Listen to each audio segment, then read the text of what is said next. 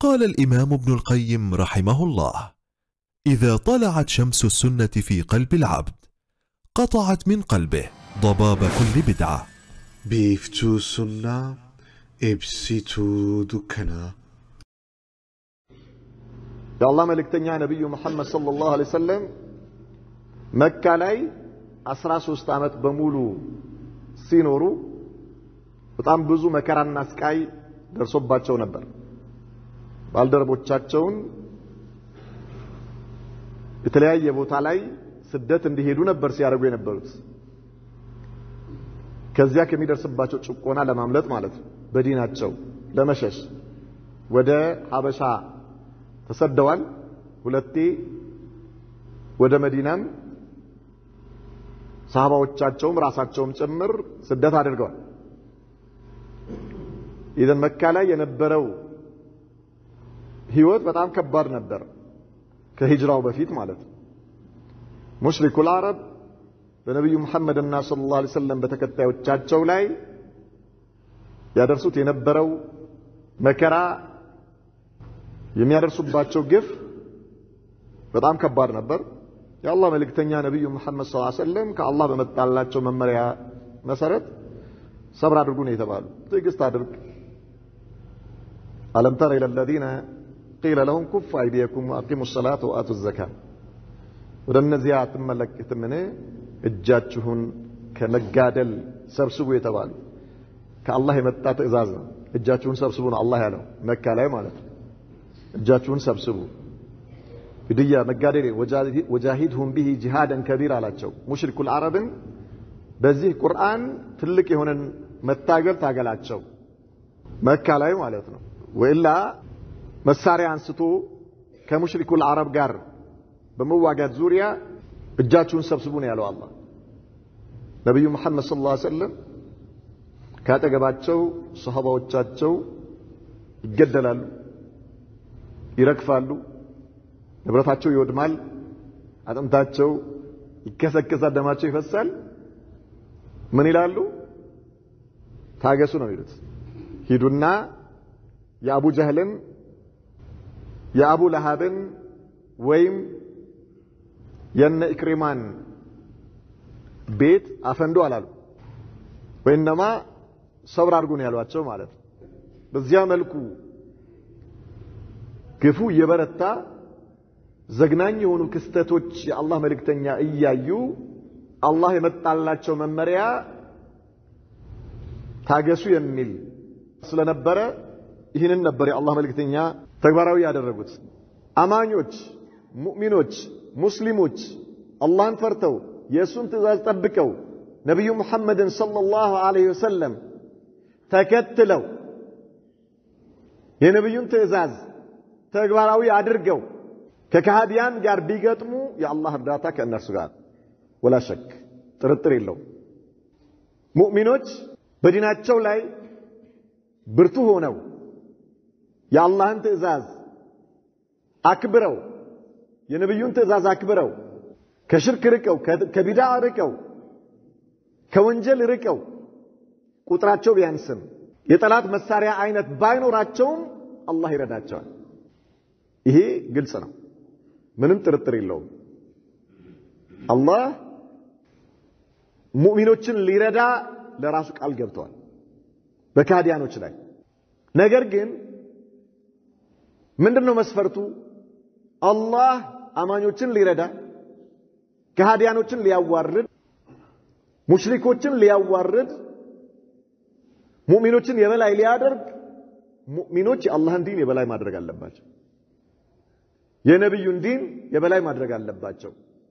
የነብዩን ሱና መከተል አለባቸው። ከዚህ ውጪ ከሆነስ አላህ ወደ ራሳቸው ያስጠጋቸዋል። ወደ ራሳቸው ነው ያስጠጋቸው ማለት ነው አይደል? ኢዘን የአላህ እርዳታ እንዲመጣ አላህን መታዘዝ ግድ ይላል። መጀመሪያ አብዛኛዎቻችን አሁን ፍልስጤም ላይ እየሆነ ባለው ነገር ውስጣችን ጥሩ ስሜት ላይ አይደለም ያለው። ብዙዎች ውስጣቸው ተጎድተዋል። አብዛኛዎች አላህ ለምንድነው ሙስሊሞችን የማይረዳው? ይሄ ጥያቄ ብዙዎች ጥያቄ ነው። ለምንድን ነው አላህ ሙስሊሞችን ለምን አይረዳም? አይሁዶች ከሃዲያኖች ሙስሊሞችን ለማጥፋት አንድ ሆነው ተነስተው አላህ ባሮቹን እንዴት አይረዳም? አላህ ባሮቹን ሊረዳ መጀመሪያ ባሮቹ እውነተኛ የሱ ባሪያ መሆን አለባቸው። እውነተኛ የሱ ባሪያ። የፍልስጤም ሙስሊሞች ሙስተዳፍ ናቸው፣ ደካሞች ናቸው። አይደለም የፍልስጤም ሙስሊሞች፣ የዓለም ሙስሊሞች ደካሞች ናቸው። የዓለም ሙስሊሞች በአጠቃላይ ማለት ነው። ከማን አንፃር? ከካህዲያኖች አንፃር ማለት ነው። ካህዲያኖች ካሉበት የመሳሪያ አቅም የቴክኖሎጂ አቅም አንፃር ሙስሊሞቹ ደካሞች ናቸው እንዳጠቃላይ ማለት ነው። በተለይ ፍልስጤም ላይ የፍልስጤም ሙስሊሞች ህፃናቶች አሉ፣ አዛውንቶች አሉ፣ ሽማግሌዎች አሉ፣ ሙስተዳፍ ናቸው። እነዚህ የፍልስጤም ሙስሊሞች አቅም የላቸውም። ከአይሁዶች ጋር አይደለም፣ ከአሜሪካ ጋር አይደለም፣ ከማንም ጋር የመዋጋት አቅም የላቸው። ኢስላም ሙስሊሞች አቅመ ደካማ በሚሆኑበት ጊዜ ምን ማድረግ እንዳለባቸው ለነብዩ መሐመድ ሰለላሁ ዐለይሂ ወሰለም አላህ ነግሯቸው። ነብዩ መሐመድ ሰለላሁ ዐለይሂ ወሰለም መካን ጥለው ሄደዋል። የሚወዷትን የተወለዱበትን ሀገር ጥለው ሄደዋል። ሰሃባዎቻቸውን ተሰደዱ ብለዋል። ባጠገባቸው በጣም የሚገርማቸው ዛሬ አብዛኛዎች ሳውዲ ምን እየሰራች ነው? ሌላ ጊዜ እኮ ሳውዲ ሌላ ጊዜ ያከፍራሉ። ሳውዲ ዑለማዎችን ይሳደባሉ። ዛሬ ግን ምን ሳውዲ የታለች? ሳውዲ ምን እያደረገች ነው? ሙስሊም ሀገሮች የታሉ? ቀውጢ ነው በቃ። የታሉ? ምን ያድርጉ? እናንተ በለኮሳችሁት እሳት ውስጥ እነሱ ይግቡ። የሚፈለገውም ይሄ ነው። እና አሜሪካም እና አይሁዶችም የሚፈልጉት ይሄንን እሳቱ ሺዓዎች በኢኽዋኖች አማካይነት የለኮሱት በሐማስ የፍልስጤም እነዚህ ፍልስጤም ውስጥ ያሉ ቡድኖች ናቸው። ይሄ ቡድን የሚመራው ኢራን ነው። በእነሱ ትዕዛዝና በእነሱ አመራር ነው የሚሄዱት። በኢራኖች በሺዓዎች አመራር ነው እየተደረገ ያለው እያንዳንዱ ነገር። ከዚያ ውስጥ ግን አንዱ የእነሱን አመራር ስለማይቀበል የጦር ምክትል አዛዥ ነው። ምን አደረጉት? ወስደው ሆቴል ላይ ከሴተኛ አዳሪ ጋር የሆነ ክፍል ላይ እንዲገባ አደረጉት። ያንን ፎቶ አንስቶ ሚዲያ ላይ ለቀቁት፣ ሺዓዎቹ ማለት ነው። ከዚያ ወዲያውኑ ለጦር አዛዡ በኢራን የሀገር ውስጥ ጉዳይ ሚኒስቴር አማካይነት ደብዳቤ ተጽፎ በአስቸኳይ ካለበት ስልጣን እንዲባረር ተብሎ ተጻፈ። የሚጽፈው የኢራን የሀገር ውስጥ ጉዳይ ሚኒስቴር ነው። ይሄኛው አዛዥ ምክትል አዛዡ ይባረር፣ ከማንኛውም እንቅስቃሴ እንዲገታ ብለው ማለት ነው። ማን ነው እየመራው ያለው? ኢራን ነው እየመራው ያለው። ሐማስ ውስጥ ያሉ ኢኽዋኖች ታዛዥነታቸው ተጠሪነታቸው ለማን ነው? ለራፊዳዎች፣ ለሺዓዎች ነው። ሺዓዎች አላህን የሚፈሩ ናቸው። ነብዩ መሐመድን ሰለላሁ ዐለይሂ ወሰለም የሚከተሉ ናቸው። ከአላህ ሐሻ። ሺዓዎች አቡበከር ካፊር ነው የሚሉ ናቸው። አቡበከር ረዲየላሁ ዐንሁ፣ ዑመር ካፊር ነው የሚሉ ናቸው። ዑስማን ካፊር ነው የሚሉ ናቸው። አላህ በጀነት የመሰከረላቸው ነብዩ መሐመድ ሰለላሁ ዐለይሂ ወሰለም በጀነት የመሰከሩላቸው አቡበክሩን ፊል ጀና ወዑመሩን ፊል ጀና ወዑስማኑን ፊል ጀና ወዓልዩን ፊል ጀና አሽረቱል ሙበሸሪን ውስጥ የመጀመሪያዎቹ አራቱ እነዚህ ኸሊፋዎች ናቸው። አይሻ ረዲየላሁ ዐንሃ ዝሙት ሰርታለች ነው የሚሉት። የነብዩ መሐመድ ሰለላሁ ዐለይሂ ወሰለም ብልት የቂያማ ቀን በጀሃነም እሳት ይቀጣል ከሴተኛ አዳሪ ጋር ግንኙነት ስላደረገ ነው የሚሉት። ማን? ራፊዳዎች። ቁርአን የተቀየረ ነው የሚሉት። ተቀይሯል ቁርአን። ዑመር በበሽታ ተለክፏል። የሱ በሽታ የሚድነው የግብረ ሰዶማውያኖች አይነት ግንኙነት አድርገው በወንድ የዘር ፈሳሽ እንጂ አይድንም ነው የሚሉት። ሃኡላይ ከፈራ ፈጀራ የአላህ ጠላት የነብዩ መሐመድ ሰለላሁ ዐለይሂ ወሰለም ጠላቶች ናቸው ራፊዳዎች። ሱኒ የሚሏቸውን ሰዎች እንደ ናዚ አይሁዳውያኖችን እንደጨረሰው የሆነ ማሽን ውስጥ አግብተው እንደዛ ቢፈጫቸው ደስታው አይችሉትም። አይሁዶች አሁን እያደረጉት ያለው የሺዓዎች የራፊዳዎች 1/1000 አይሆንም እድሉ ቢያገኙ ማለት ነው። ከራሳቸው ሰዎች ውስጥ ሱኒ የሆኑ ሰዎችን የሚቀጡበትን መንገድ ብታዩት ነው ማለት ሱኒ ነው ያሉት ከሺዓ መዝሐብ ወጥቶ ከእነርሱ እምነት ወጥቶ የሰሃባዎችን መንገድ ነው የሚይዘው ያለን ሰው የሚቀጡበትን ልጃቸውን ብትሆን የሚቀጡበትን መንገድ ብታዩ ጉድ ነው ማለት ግን እነዚህ ሰዎች ናቸው ይሄንን ጦርነት እየመሩት ያሉት ታዲያ አላህ እንደዚህ አይነቱን ጦርነት የሚረዳው በዚህ መልኩ ነው እንዴ ሙስሊሞች የሚረዱት ከላ ሐሳ አበደን ለምንድን ነው የጀመሩት ይሄንን ሆን ተብሎ እኮ ነው ሆን ብለው ነው የጀመሩት ራፊዳዎች በጣም የሚገርማቸው በእስላም ታሪክ አሁን የተጀመረው አይነት ትንኮሳ በሞንጎሊያ ዘመን የሞንጎሊያዎች ነጋዴዎችን የሺዓ ሙስሊም እንዳለ ሙስሊም ነው ልክ አሁን አሜሪካና አይሁዶች እንደሚያዩት ማለት ነው እነሱ ሱፊ ምናምን አይመለከታቸው ሺዓ ምናምን ሙስሊም ነው خلاص ማጥፋት ነው አላማቸው ማለት ነው ነገር ግን ሺዓዎች በዚያን ጊዜ ሙስሊሞችን ለማስፈጀት ምን አደረጉ የሞንጎሊያ ነጋዴዎች በሺዓዎች እንዲገደሉ ሺዓዎች ገደሏቸውና ሙስሊሞች ናቸው የገደሏቸው ተባለ ሙስሊሞች ሞንጎሊያዎች ተታር ይባላሉ 2 ሚሊዮን ሙስሊም ነው ያረዱት አንድ ከተማ ዙሪያውን ይከቡትና ማንንም እንዳይወጣ ማለት ነው እሳት ነው የሚለቁበት ከወደመ በኋላ ነው ለቀው የሚሄዱት ወደ ሌላኛው ከተማ በእሳት እንስሳ አይወጣም ሴት አይወጣም ህፃን አይወጣም አሮጊት አይወጣም ማንንም አይወጣም ኢብኑ አሲር አልካሚል በሚለው የታሪክ ኪታብ ላይ በቂያማ ነው የሚመስለው ሞንጎሊያዎች የነበሩበት ሁኔታ ሲመስለው ማለት ነው በሙስሊሞች ላይ ያደረሱትን ነገር ሲናገር ማን ነበር ከበስተጀርባው ሺዓዎች ነበሩ በመስቀል ጦርነት ጊዜ በቤተል መቅደስ ሳሃው ላይ ግቢው ላይ በአንድ ቀን 70,000 ሙስሊም ነው የታረደው ከበስተጀርባ ሺዓዎች ነበሩ هكذا رافضه هؤلاء اعداء الله يا الله ጠላቶች ናቸው የነብዩ ጠላቶች ናቸው የቁርአን ጠላቶች ናቸው ከእነዚህ ጋር ተባብሮ ነው ሰው ድል የሚፈልገው ይህን ማየት በደም ማወቅ ያስፈልጋል ገብቷቸዋል የአላህ እርዳታ ሲባል የአላህ ባሪያ መጀመሪያ የአላህ ባሪያ መሆን ይፈልጋል የአላህ ባሪያ አላህ ያዘዘህን ስትታዘዝ የከለከለን ከተከለከልክ ናም አላህ ይረዳሃል የታወቀ እነዚህ ሰዎች የለኮሱት እሳት ዛሬ ህፃናትን አዛውንትንና ሽማግሌዎችን እየበላ አላህ ይድረስላቸው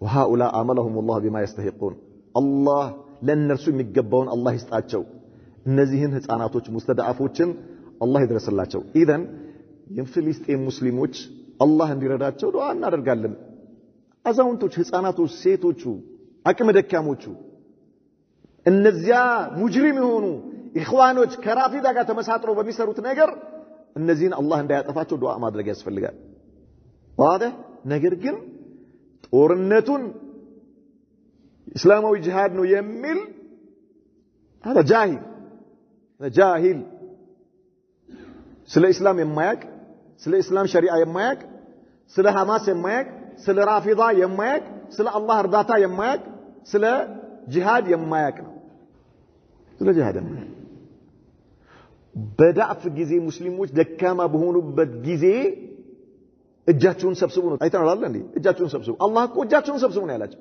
በጣም የሚገርማችሁ ነብዩ መሐመድ ሰለላሁ ዐለይሂ ወሰለም አንገታቸው ላይ የግመል ፈርስ ሲጫንባቸው እኮ ሰሃባዎች እያዩ ነበር ፈሪዎች ነበሩ ማለት ነው ፈሪዎች ነበሩ አላነሱትም መተው አይሻ መታን ያንሳችላቸው ይላል ከዚያ በኋላ ሐምዛ ተነግሮት ነው ሄዶ ያን እርምጃ ያወሰደበት ነው ሰሃባዎች አሉና አብዱላህ ኢብኑ መስዑድ አይነት ግን ምን ያርጉ ሙስተዳፍ ሰውዬ በዛን ጊዜ እኮ ያዩት ነው አይደል ሰሃባዎች እሱን መግደል ያቅታቸዋል አቅታቸው ነገር ግን ምንድነው የሚመጣው ምን ይመጣል እነሱ በጣት የሚቆጠሩ ናቸው የነብዩ ባልደረባዎች ማለት ነው ወዲያውኑ ይፈጫዋቸዋል በቃ ዝም ነው ምን ይጠቀማሉ ነብዩ መሐመድ ሰለላሁ ዐለይሂ ወሰለም ሰሃባዎቻቸው ላይ እንደዛ አይነት እርምጃ ሲወሰድ ሱመያ ረዲየላሁ ዐንሃ ማህፀኗ ተጨቅጭቆ በጦር በየትኛውም ታሪክ ተሰምቶ አያውቅም እንደዚህ አይነት ነገር በየትኛውም ታሪክ የለም አይሁዶችም አያረጉም አሁን እንደዛ በጦር ተጨቅጭቆ ነው ማህፀኗ በጦር ተጨቅጭቆ እኮ ነው የተገደለችው ምን አሉ ነብዩ መሐመድ ሰለላሁ ዐለይሂ ወሰለም ተነሱ አሉ ተነሱ